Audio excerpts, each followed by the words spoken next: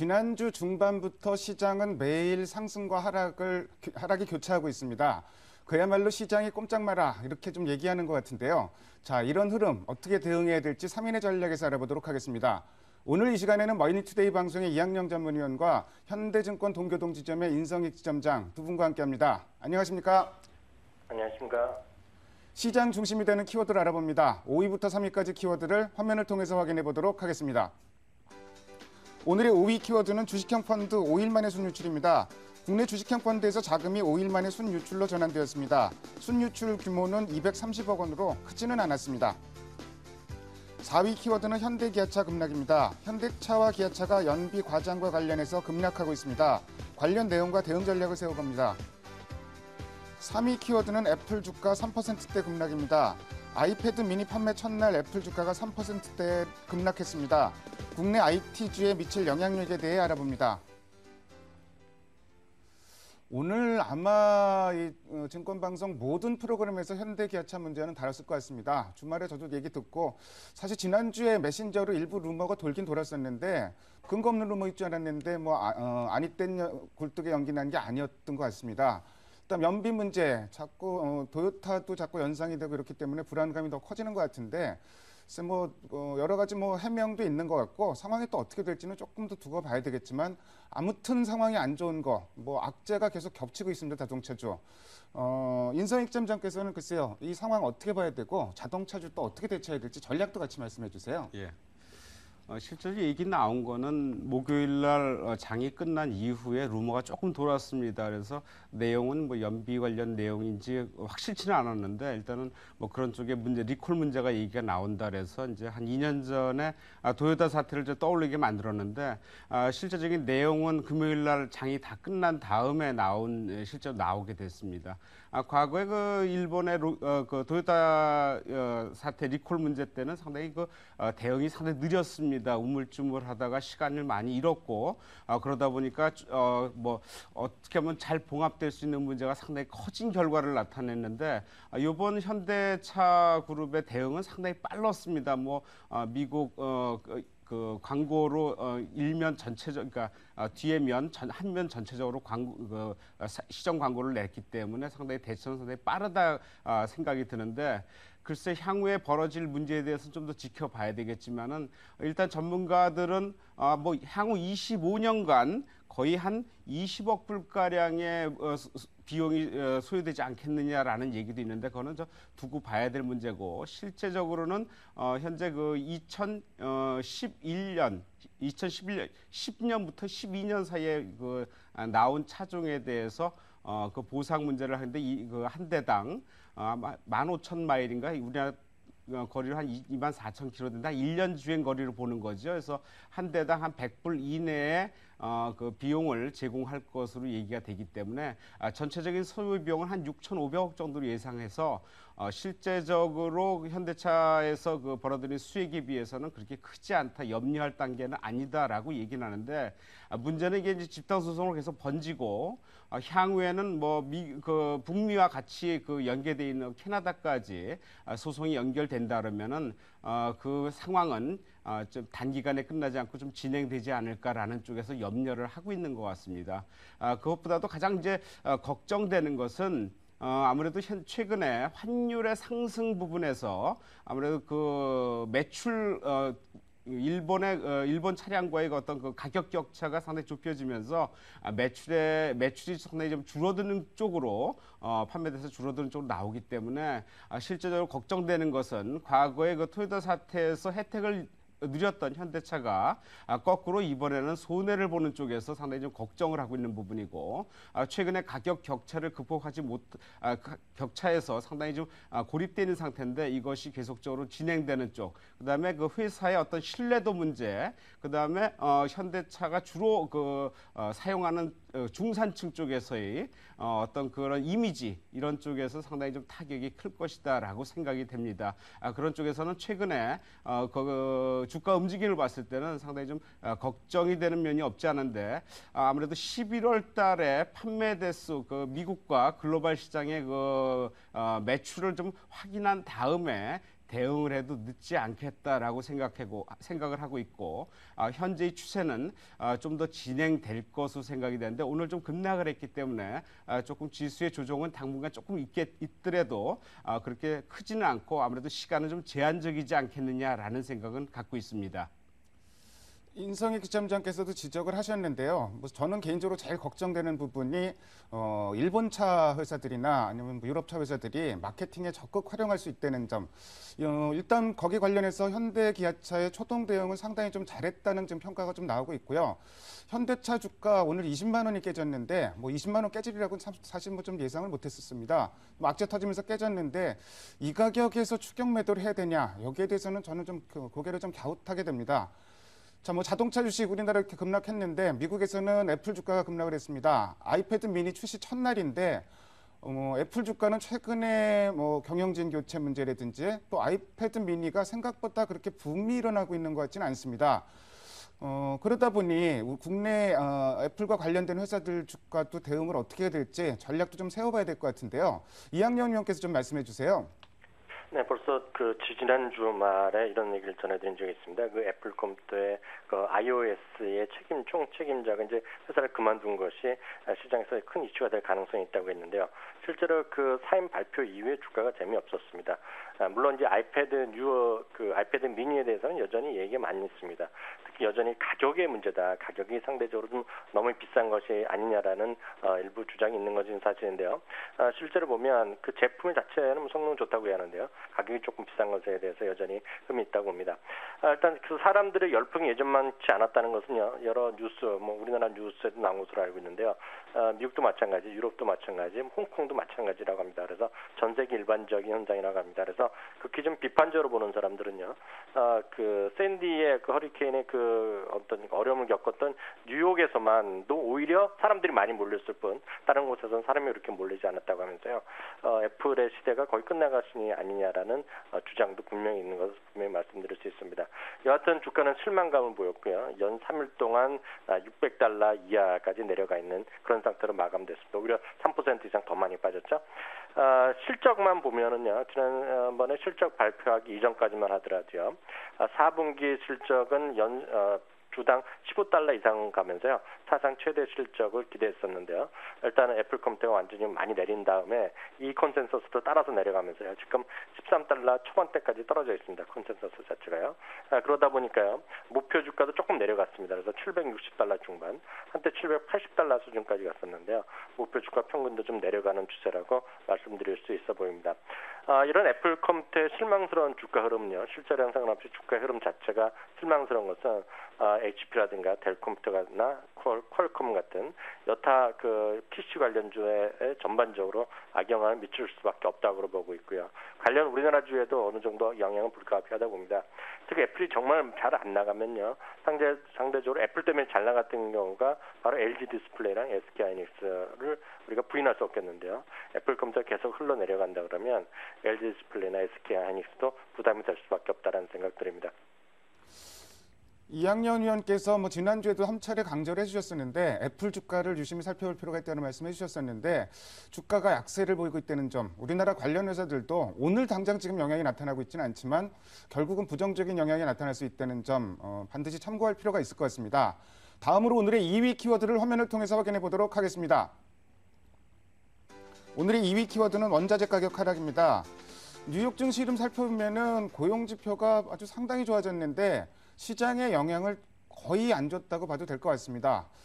미국은 역시 뭐 대선 때문에 불안감이 일단 뭐 시장을 지배하고 있다 이렇게 좀 봐도 될 것 같은데 이학년 위원께서 관련 내용 좀 말씀해 주세요. 네, 그 고용 지표는 상당히 좋게 나왔죠. 그러다 보니까 시장 초반에는 금요일에 상당히 좀 좋게 출발했지만은요. 결국은 그 선거의 불확실성이 워낙 커져 있기 때문에 이런 것에 대한 불안감을 여전히 지울 수가 없습니다. 다들 아시다시피 이제 주식시장에서는 불확실성이 가장 큰 악재이기 때문에요. 이런 선거 결과만 나오면 분명히 시장은 좀 방향성을 보일 가능성이 큽니다. 그리고 단기적으로는 좀 우상향 추세를 분명하긴 한데요. 문제는 오히려 그 이유가 문제라는 시각이 많이 있습니다. 어떤 사람이 대통령이 되건 간에 물론 시장에서는 우리 쪽에서는 오바마가 되기를 좀 기대하는 눈치를 제가 언론에 보면 일반적인 의견 같고요. 증권가의 시각도 이렇게 모여지고 있고요. 미국은 장기적으로 보면 이런 그 롬니가 되기를 바라는 투자가들이 많은 것 같습니다. 왜냐하면 그래야지 좀 공화당 쪽에서 그 기업 친화적인 정책들 이런 쪽을 기대를 많이 하기 때문에 그런 것 같은데요. 그 감세도 기대하고 그런 것 같은데 시장에서는 이런 누가 되건 간에 단기적으로 좀 올라갈지 모르겠지만 결국은 재정 절벽의 이슈가 바로 모든 것을 꿰찰 것이라는 얘기를 하고 있습니다. 오히려 좀 더 안 좋다 그러면요, 좀 장기적인 재정 그 감축을 합의를 해야 되는데 이 지금 이번에 그 선거도 같이 그 하원 전부 바꾸고 상원도 뭐 3분의 1 정도 바꾸는 거로 제가 알고 있고요. 주지사도 뭐 10몇 자리 바꿀 텐데 이번에 선거 결과 나오더라도 상원과 하원에 이런 그 다수당이 갈려 있는 그런 현상에서 재정 절벽의 장기적인 감축이 원활하게 합의가 안 되면 오히려 단기적으로 한 몇 달만 좀 넘기는 거로 하고요. 장기적인 것은 또 내년 이후로 넘긴다 그러면 그것이 아마 최악의 그 결과가 나올 것 같은데요.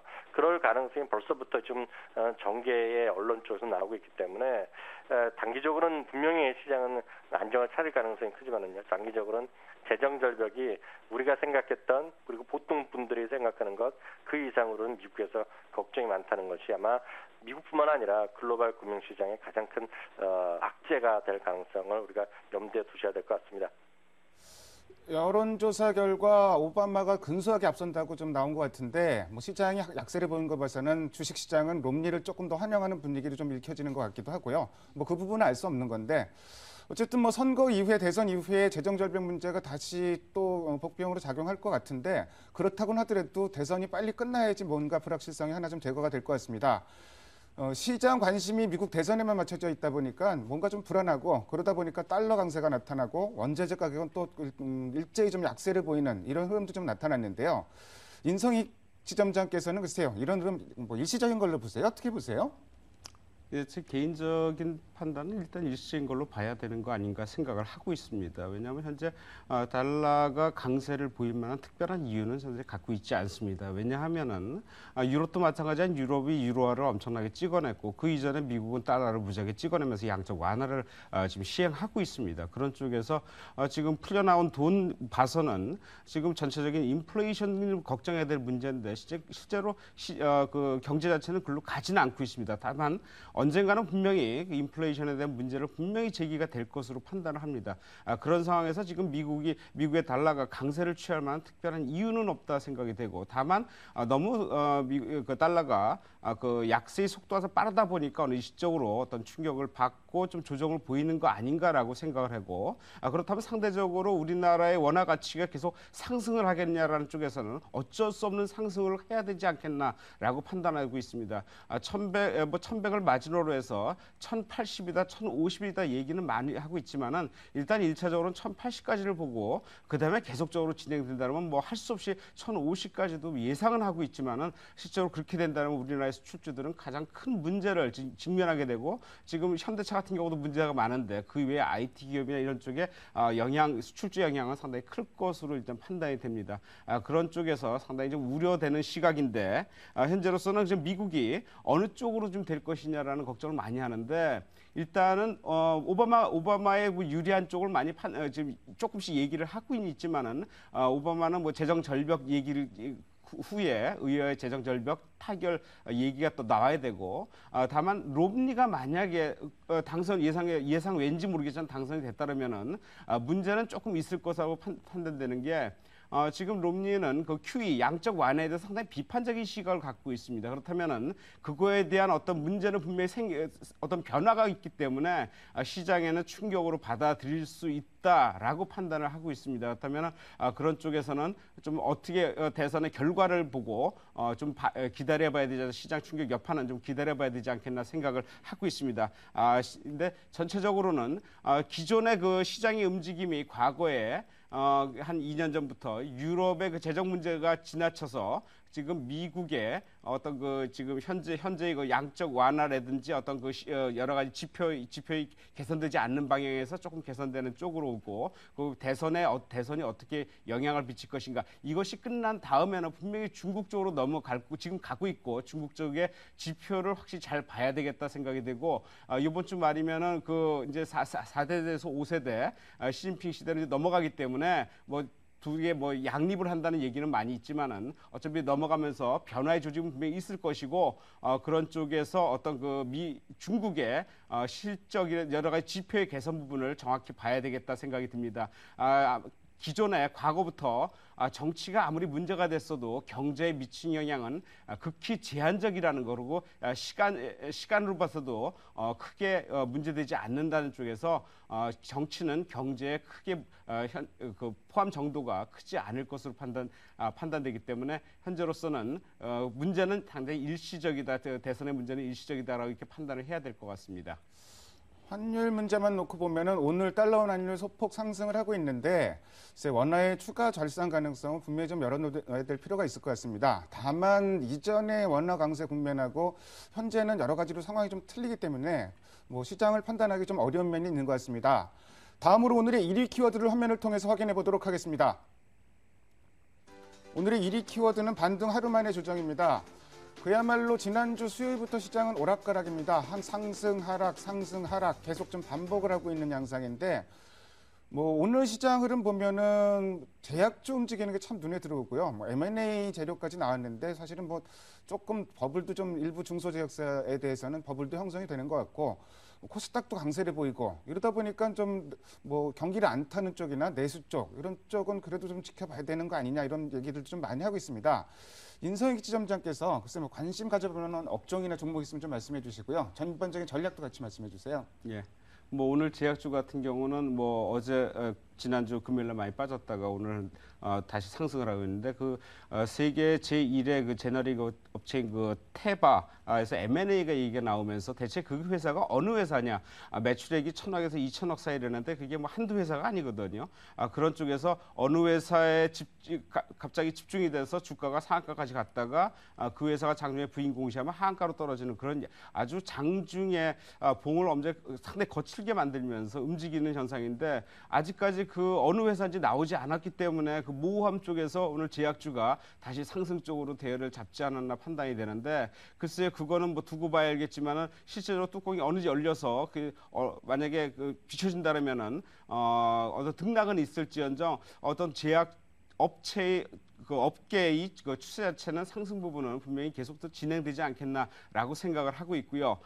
당분간은 그 시장 자체는 어떤 업종이나 테마, 섹터보다는 개별 종목성 장세의 움직임이 계속적으로 진행되지 않을까 생각이 됩니다. 왜냐하면 이 같은 현상은 과거 벌써 한 달 이전부터 이미 진행되고 있었고 이번 달 말까지 계속 진행될 것으로 일단은 판단을 하고 있는데 어차피 지수가 지금 많이 오른 상태에서 글로벌 시장의 어떤 하락 영향으로 우리가 지수가 같이 지금 하락하는 상황에서 어떤 그 테마나 어떤 업종이 같이 오르기에는 상당히 역부족이다. 그리고 어떤 종목 대형주든 소형주든 종목 장세로 움직일 가능성이 더 크고 종목 장세의 차별화는 연말까지 계속되지 않겠나 생각이 드는데 제 개인적으로는 아무래도 실적이 과거에 좀 나빴더라도 나쁜 이유에서 주가가 많이 하락한 종목에서 바닥을 치고 올라오는 종목 중에서 실적이 상당히 개선되는 그리고 4분기 내년이 3분기 이전보다는 좋아지는 그런 쪽에서 종목을 미시게 선정해 봤는데요. 대표적인 종목 강원랜드 좀 선정해 봤고요. 근데 강원랜드 그다음에 SK 하이닉스나 한국토지신탁 그리고 인프레어 같은 종목에서 한번 바닥에서 올라오는 종목들을 한번 관심 있게 가져보시면 어떨까라고 생각을 하고 있습니다. 일단 뭐 종목별로 대응하자 이런 말씀을 주셨고요. 일단 주가나 실적이나 바닥을 찍고 돌아서는 종목, 턴어라운드라고 얘기를 하죠. 그런 쪽 종목 중에서 강원랜드, SK하이닉스, 한국토지신탁 그리고 인프라웨어까지 꼽아주셨습니다. 오늘 현재 외국인 순매도 규모가 1,000억을 넘어가고 있는데 그렇다고는 하더라도 그렇게 매도 강도가 쌌다 이렇게 느껴지지는 않고 있고요. 국내 기관은 오락가락합니다. 순매수에서 순매도, 지금은 다시 순매수로 돌아서 있는데 이학영 의원께서 수급 상황 다시 한번 좀 체크 좀 해주시고요. 전략 말씀해 주세요. 네, 그 외국인도 적극적인 지금 매매를 할 수 있는 환경은 분명히 아니죠. 왜냐하면 외국인도 그리고 글로벌 시장의 움직임을 봐야 되는데요. 미국 시장이 그 중심에 있고요. 바쁘더라도 좀 답답하더라도 하루 이틀은 더 외국인도 좀 참을 수밖에 없는 그런 구간이 아닌가 싶습니다. 또 하나 이제 문제는 이번 올해 중반까지만 하더라도요, 3분기 초반만 하더라도요, 중국에 대해서 상당히 부정적이었는데요. 이번 주 이제 중국 당대회가 열리면서 정권이 완전 이양되는 시기 아닙니까? 과거 이제 지난 금요일에도 잠시 얘기해드린 바 있지만 미국의 투자 전략가들도 이제 과거 정권 이양 교체기에 경기 부양 조치가 났고요. 중국 시장이 좀 올랐다 경험을 또 얘기합니다. 그러면서 하는 얘기가 결국은 중국이 지금 뭔가 좀 모멘텀을 하면서 터닝 포인트를 돌아섰다라는 시각을 갖고 있습니다.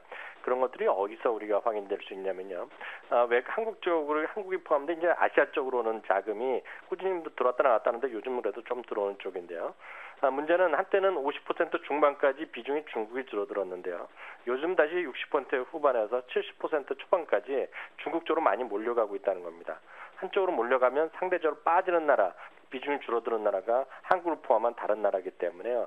지금은 이제 미국 투자자들의 관심이 다시 중국에 다시 몰리고 있다. 이것 자체가 우리 시장에는 플러스가 아니라 분명히 수급으로 마이너스라는 점도 좀 하나쯤 우리가 좀 염두에 두어야 될 포인트라고 생각을 하고 있고요.